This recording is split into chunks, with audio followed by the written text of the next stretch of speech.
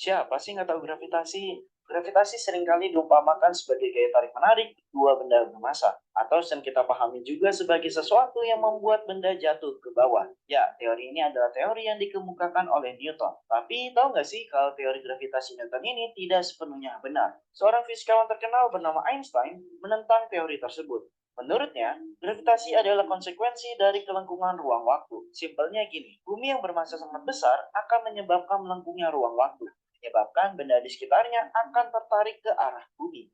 Ada banyak bukti yang mendukung teori ini. Salah satunya yaitu menjelaskan orbit Merkurius yang tidak sesuai dengan prediksi gravitasi Newton. Jadi hanya pada kondisi tertentu, teori gravitasi Einstein ini memberikan hasil yang sesuai dengan apa yang dijelaskan di hukum gravitasi Newton. Dengan kata lain, hukum gravitasi Newton hanyalah aproksimasi atau lebih tepatnya hal khusus dari teori gravitasi Einstein.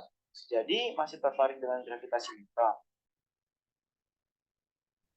Assalamualaikum warahmatullahi wabarakatuh. Kami dari kelompok 6 yang beranggotakan Messi, Prasabana, dan saya sendiri Febriani Dwi Putri dengan dosen pengampu Ibu Dr. Emilianur MPD. Di sini kami akan mempresentasikan tugas PJBL kami yang berjudul Sejarah Perkembangan Teknologi pada Metode Graviti yang diajukan untuk memenuhi tugas sejarah fisika. Nah, selanjutnya ada latar belakang. Awal dimulainya ilmu geofisika dimulai dengan adanya penemuan mengenai teori sifat magnetik bumi yang ditemukan oleh Gilbert, lalu teori gravitasi yang ditemukan oleh Newton. Geofisika sendiri memiliki arti yang berhubungan langsung dengan fisika bumi dan atmosfer yang menyusunnya. Nah, pada perkembangannya, metode gravitasi menjadi metode geofisika pertama yang digunakan untuk eksplorasi minyak dan gas alam. Nah, metode gravitasi merupakan salah satu metode geofisika yang berlandaskan hukum Newton. Alat yang digunakan untuk mengukur perbedaan kecil dari medan gravitasi yaitu gravimeter. Nah, data yang diperoleh dalam pengukuran gravitasi harus direduksi dengan beberapa koreksi, yaitu koreksi apung, koreksi lintang, koreksi pasang surut, koreksi medan, koreksi udara bebas, dan dihitung sampai memperoleh harga anomali Bourget. Nah, untuk topik yang akan dibahas ada 6. Yang pertama yaitu sejarah perkembangan teknologi metode graviti. Yang kedua ada instrumentasi metode graviti. Yang ketiga macam-macam pengukuran dalam metode graviti. Yang keempat ada proses fisika dalam metode graviti.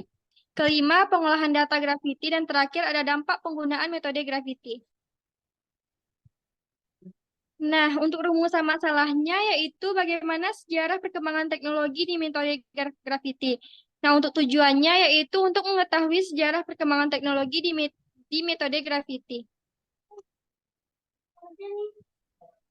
Untuk materi pertama yaitu sejarah perkembangan teknologi metode graviti, yaitu akan dijelaskan oleh rekan saya Messi. Kepada Messi dipersilahkan. Baiklah, terima kasih moderator.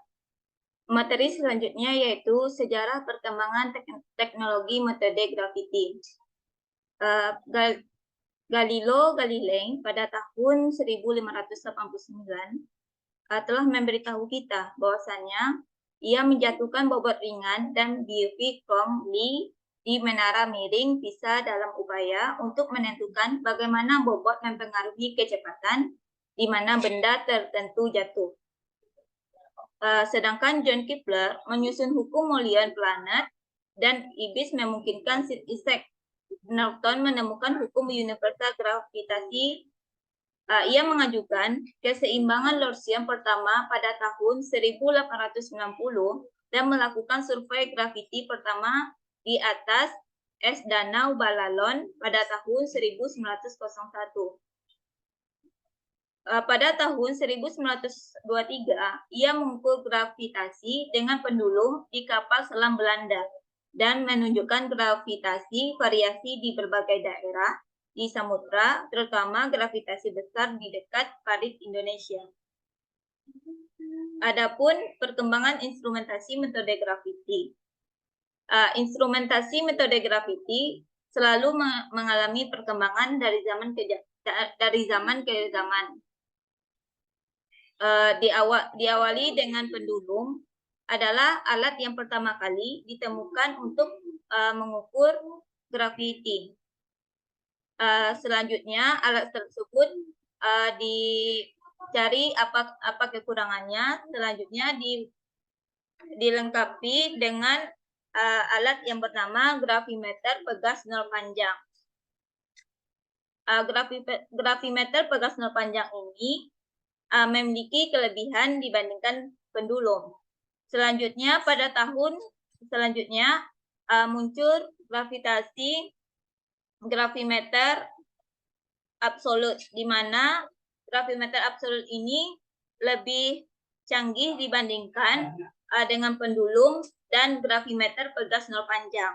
Dan pada saat ini juga telah ditemukan yaitu gravitasi dari ruang angkasa, di mana alat ini dapat mengukur gravitasi di ruang angkasa.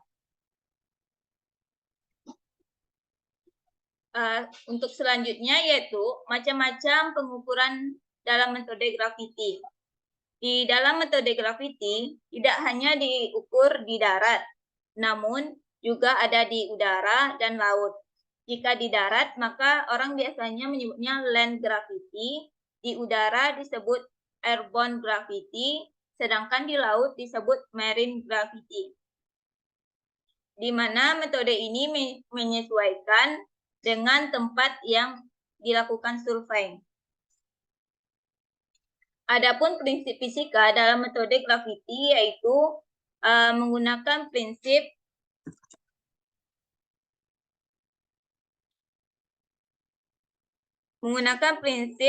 hukum Newton tentang gaya tarik-menarik antar partikel. Dari besarnya gaya tarik-menarik yang kita dapatkan, maka kita dapat mengetahui besar medan yang mempengaruhi alat pengukur yang digunakan. Sesuai dengan rumus yang dipresentasikan, yaitu ER sama dengan FR per MR sama dengan min GMO per R kurang R0 kuadrat dikali R dikurang R0 per R dikurang R0 dan sama dengan G. Dan variasi persebaran nilai graviti dan hal-hal yang mempengaruhinya dapat dilihat pada gambar. Selanjutnya akan dikembalikan kepada moderator. Baik, terima kasih kepada Messi. Untuk materi selanjutnya yaitu ada akuisisi data metode graviti yang akan dijelaskan oleh rekan saya, Velsa. Pada Velsa, dipersilakan. Baik, terima kasih moderator. Selanjutnya yaitu mengenai akuisisi data metode graviti, di mana satu, pengukuran secara absolut dilakukan dengan mengukur langsung besar medan gravitasi yang mempengaruhi titik pengukuran. Dua, pengukuran secara relatif digunakan dengan membandingkan medan gravitasi pada satu titik terhadap satu titik acuan. Lalu pengolahan data gravitasi, di mana satu, konversi pembacaan ke dalam miligal, lalu yang kedua koreksi data gravitasi, yang ketiga koreksi pasang surut, yang keempat koreksi drive, yang kelima koreksi lintang, yang keenam koreksi free air, yang ketujuh koreksi Bowger, 8 koreksi medan dengan terrain, dan 9 anomali Bowger. Lalu dampak penggunaan metode graviti. Kelebihannya ada 4. 1. Untuk keperluan survei awal. Memberikan informasi yang cukup detail tentang struktur geologi dan kontras densitas batuan. 2. Relatif lebih murah dibanding dengan metode yang lain. 3. Tidak mencemari dan merusak lingkungan. 4. Gravimeter kecil dan mudah dibawa. Kekurangannya, 1. Metode yang memiliki anomali tinggi. 2. Perlu didukung oleh survei geologi yang mendalam. Bagian kesimpulan. Bagian kesimpulan ini yaitu perkembangan metode graviti begitu pesat. Awal dimulainya ilmu geofisika dimulai dengan adanya penemuan mengenai teori sifat magnetik bumi oleh Gilbert dan teori gravitasi oleh Newton. Metode gravitasi umumnya digunakan dalam eksplorasi minyak untuk menemukan struktur yang merupakan jebakan minyak, eksplorasi mineral, geotermal, dan lain-lain. Data yang diperoleh dalam pengukuran gravitasi harus direduksi dengan beberapa koreksi, yaitu koreksi apungan, koreksi lintang, koreksi pasang surut, koreksi medan, koreksi udara bebas, dan dihitung sampai memperoleh harga anomali Bowger. Sekian dari saya, kembalikan ke moderator. Baik, terima kasih kepada Freelsa. Baik, dengan telah disampaikan kesimpulan tadi, dapat kita akhiri presentasi kami.